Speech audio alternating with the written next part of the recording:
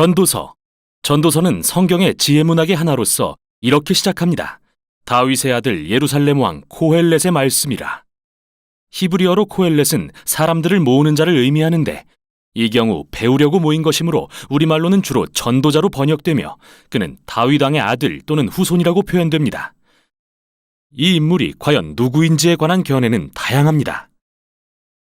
대부분 그가 솔로몬 왕이라고 생각하는 한편 어떤 이들은 다윗 혈통의 다른 왕일지도 모른다고 생각하고 어떤 사람들은 후대의 실존 인물로서 솔로몬의 페르소나를 빌려 이스라엘을 가르치는 자로 보기도 하는데요. 어떤 관점이 맞든 핵심은 전도자는 이 책의 등장인물이며 익명의 저자와는 다른 인물이라는 겁니다.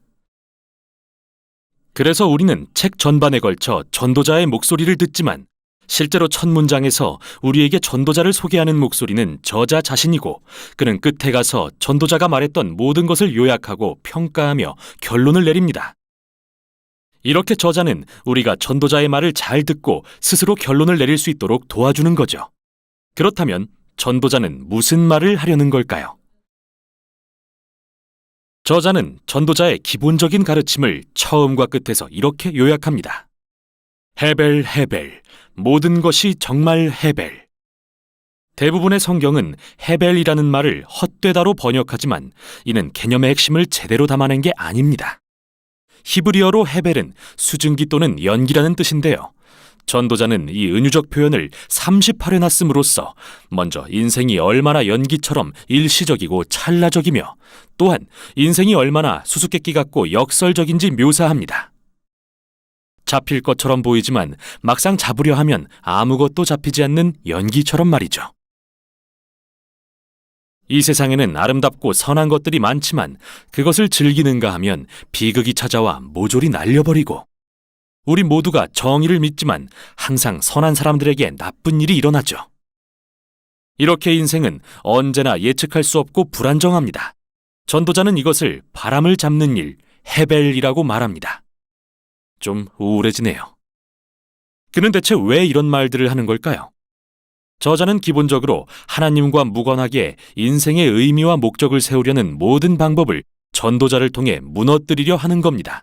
즉 우리가 결국 의미 없이 사라질 것들에 애를 쓰며 감정을 허비하고 있다고 생각해서 전도자를 통해 현실에 대한 엄중한 교훈을 주는 겁니다. 특히 서론과 결론에 나오는 시에서 명확히 보여주는데 먼저는 시간, 다음은 죽음에 대한 것이죠. 전도자는 우리가 열심히 일하고 성취하는 것이 의미 있다고 믿으며 평생을 다 보내지만 과연 그런지 멈춰서서 끊임없이 흘러가는 시간을 묵상해보라고 합니다. 이 세상에서 인류가 행하는 많은 노력에도 불구하고 사실 바뀌는 건 없습니다. 물론 우리는 신기술을 개발하고 나라들은 흥망성쇠를 거듭하지만 산에 올라가 보세요. 산이 신경 쓰기나 하는지. 산은 누구보다 오래전부터 있었고 앞으로도 계속 있을 겁니다. 100년 후 누구도 여러분이나 여러분이 한 일을 기억하지 않겠지만 산은 여전히 거기 있을 것이며 바닷가에 부서지는 파도도 뜨고 지는 태양도 그대로 있을 겁니다. 시간은 결국 우리를 지우고 우리가 소중히 여기는 것들도 지울 테죠. 이 정도로는 부족했는지 전도자는 계속해서 죽음에 대해 말합니다. 특히 끝부분에 나오는 이 시에서 말이죠. 그는 죽음은 결국 모든 인생을 균등하게 하고 일상의 많은 활동을 무의미하게 한다고 말합니다. 지혜롭든 어리석든 부자든 가난하든 모두 삼킨다고요. 그 누구든 좋은 삶을 살았든 나쁜 삶을 살았든 결국 죽음을 피할 수는 없죠. 전도자는 시간과 죽음이라는 이 두 개념을 다루면서 우리가 의미와 가치를 부여해온 삶의 모든 일과 그릇된 소망에 대해 생각합니다. 재물, 출세, 지위, 즐거움 말이죠. 열심히 일하면 가치 있는 삶이 된다고 생각하시나요? 여러분이 받는 스트레스와 고생을 생각해 보세요. 온갖 근심과 잠 못 이루는 밤도요. 그리고 이제 좀 부유해졌다 싶으면 마음껏 즐기기엔 이미 나이가 너무 많겠죠. 또 여러분의 재산을 누군가에게 남기고 떠날 때가 왔을 때 그들이 여러분의 고생을 기억이나 할까요? 혹은 즐거움이 삶을 가치 있게 한다고 생각할 수도 있겠죠. 하지만 휴가를 꿈꾸거나 주말 파티를 생각하며 일한들 월요일은 어김없이 오는 법. 헤벨, 헤벨. 모든 게 정말 헤벨입니다. 과연 전도자의 주장은 무엇일까요?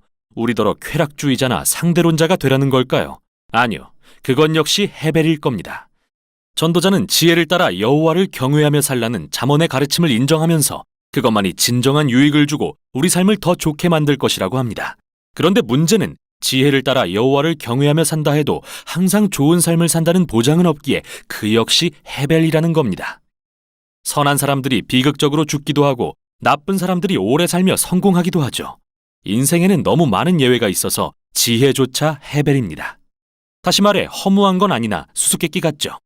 지혜는 우리가 생각하는 방향으로 항상 움직이지 않으니까요. 그럼 이 헤벨 속에서 우리는 어떻게 살아야 할까요?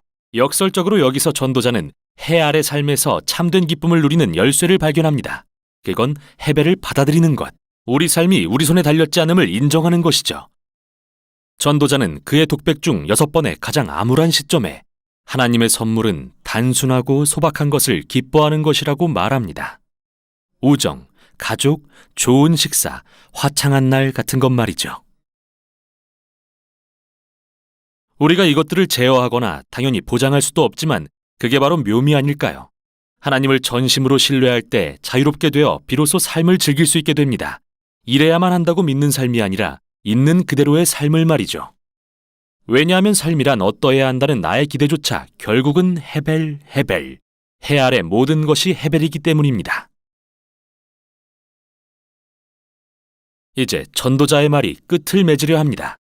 끝에서 저자는 다시 목소리를 내어 책의 결론을 내리는데요. 전도자의 가르침을 듣는 것이 매우 중요하다고 하면서 그것을 목자가 쓰는 끝이 뾰족한 지팡이에 비유합니다. 여기에 찔리면 고통스러울 수 있지만 전도자가 우리를 찌르는 이유는 바른 방향, 더 큰 지혜를 향해 가도록 인도하려는 것이라고 설명합니다. 저자는 또 우리가 전도자의 말을 지나치게 받아들이면 평생을 책에 파묻혀 답없는 실존적 문제에 답하려 애쓸지도 모르니 그렇게 되지 말라고 경고합니다. 대신 저자는 이렇게 결론을 맺죠. 하나님을 경외하고 그의 계명을 지켜라. 이것이 모든 사람의 본분이니라. 하나님은 모든 행위와 모든 은밀한 일을 선악간에 심판하시리라. 이렇게 저자는 전도자를 통해 우리의 그릇된 소망을 지적하고 시간과 죽음 때문에 인생이 전혀 우리 손에 달릴 수 없음을 상기시킵니다. 그러나 삶의 참된 의미는 하나님께서 심판날에 이 모든 해배를 없애고 이 땅에 참 정의를 실현하실 것을 소망할 때 주어집니다.